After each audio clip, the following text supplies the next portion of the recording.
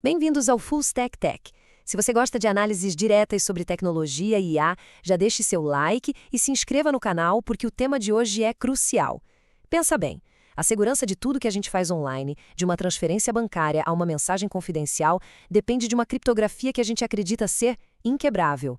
Mas e se o prazo de validade dessa segurança já tiver expirado e a gente simplesmente ainda não percebeu? Pois é, a resposta está na computação quântica. Hoje, a gente vai ligar os pontos entre os supercomputadores mais modernos do mundo e uma ameaça silenciosa que já está acontecendo, colocando em risco dados que deveriam, em tese, ficar secretos por décadas. A análise começa agora. Então, para começar, vamos entender o cenário. A corrida para construir computadores quânticos que realmente funcionem não é mais coisa de ficção científica. Ela está acontecendo agora, e numa velocidade que, olha, é impressionante. Dá uma olhada nesse salto.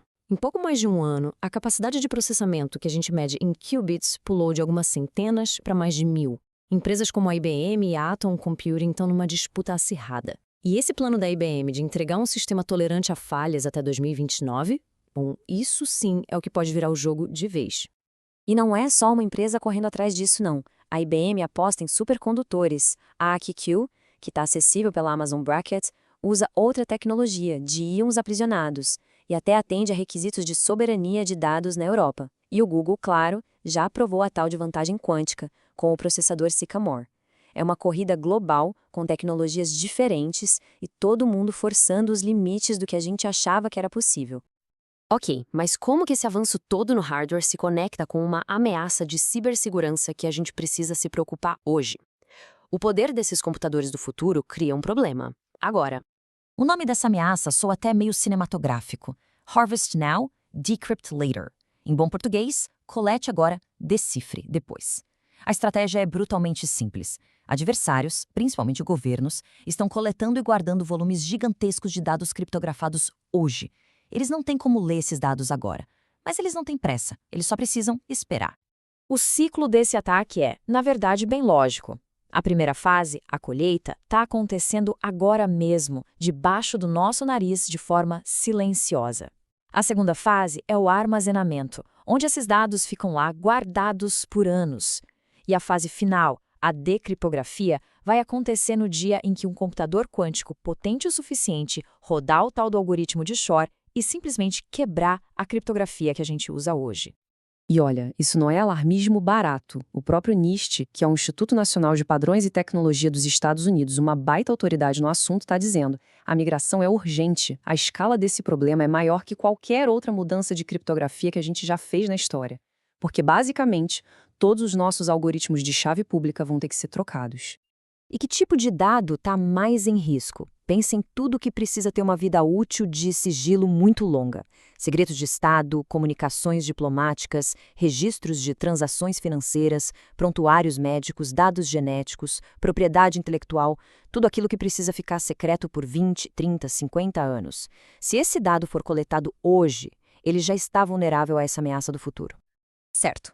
Diante de uma ameaça desse tamanho, qual é a resposta da indústria? Felizmente, existe um plano. E um plano bem coordenado que já está em andamento, a criptografia pós-quântica, ou PQC. A diferença fundamental aqui está na matemática. A criptografia que a gente usa hoje, tipo RSA e ECC, é baseada em problemas que são muito difíceis para um computador normal resolver. O problema é que o algoritmo de Shor resolve isso aí com uma certa facilidade num computador quântico. Já a PQC, ela é baseada em uma classe totalmente nova de problemas matemáticos que foram criadas para serem difíceis de resolver para qualquer tipo de computador, seja ele clássico ou quântico.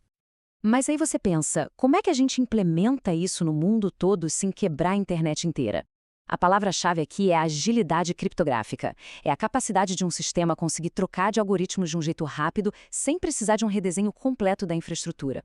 É isso que torna essa migração viável, porque transforma a criptografia de algo fixo em algo flexível. E o NIST já entregou o kit de ferramentas para a gente. Depois de uma competição que durou anos com propostas do mundo todo, eles finalmente padronizaram os primeiros algoritmos PQC, o ML-CHEM para troca de chaves e o ML-DSA para assinaturas digitais. Essas são as novas ferramentas para a gente construir uma internet resistente à ameaça quântica. Falando em tirar projetos do papel, se você se inspira nessas inovações e quer criar seu próprio portfólio de tecnologia, estudar na maior escola de Python e IA do Brasil é o que você precisa. Por isso, recomendamos a Azimuth Academy. Aprenda a criar sistemas com inteligência artificial, dashboards, web apps, realizar análise de dados, automações de sistemas e muito mais. É só acessar o link aqui na descrição ou apontar para o QR Code que está na tela. Com a ameaça definida e as ferramentas da solução na mão, a migração parece simples. Mas a realidade de implementar isso em escala global é muito, mas muito mais complicada. Um dos maiores desafios técnicos é o tamanho. As chaves e as assinaturas pós-quânticas são bem maiores. Uma chave pública clássica, por exemplo, tem 32 bytes. A sua equivalente PQC, a MQIN 768, tem quase 1.200 bytes. É um aumento de cerca de 37 vezes. E isso tem um impacto direto e pesado na performance de tudo. E esse impacto, claro, se reflete na adoção. Dados da Cloudflare mostram que a adoção de PQC nos servidores de origem ainda é baixíssima, na casa dos 3,7%. Ou seja, apesar da urgência, o mundo real se move devagar por causa dessas complexidades. E esse inchaço de dados não é só um número abstrato, ele afeta a vida real. Como a própria Cloudflare aponta, para quem está numa conexão de celular meio instável, esses bytes a mais podem ser a diferença entre conseguir carregar uma página ou a conexão simplesmente falhar. O impacto na experiência de quem usa é real. É por isso que o primeiro passo prático, que a indústria toda está adotando, é o chamado modo híbrido. Ele basicamente combina um algoritmo clássico com o pós-quântico. Desse jeito, a conexão tem o melhor dos dois mundos. Se um dia a criptografia clássica for quebrada, a PQC está lá para segurar a barra. E se por acaso descobrirem uma falha na PQC, a clássica ainda está valendo. É uma ponte segura para o futuro. Certo. Diante de tudo isso, a pergunta que fica é: o que as organizações podem e principalmente devem fazer agora? Porque uma coisa é certa, ficar parado esperando não é uma opção. O caminho para se preparar para a era quântica começa com alguns passos bem estratégicos. Primeiro, visibilidade. Fazer um inventário completo de toda a criptografia que está em uso. Segundo, priorização. Focar naqueles dados que precisam de sigilo por mais tempo. Terceiro, pilotar. Testar implementações híbridas em ambientes que não são críticos para medir o impacto na performance. E, finalmente, governança. Fazer da agilidade criptográfica um princípio de design em todos os sistemas novos. Isso nos leva à pergunta final. A transição para a segurança pós-quântica não é mais uma questão de se, mas de quando. A ameaça já existe, os preparativos já começaram, a verdadeira questão agora é: a sua organização está se adaptando a tempo ou ela já está ficando para trás?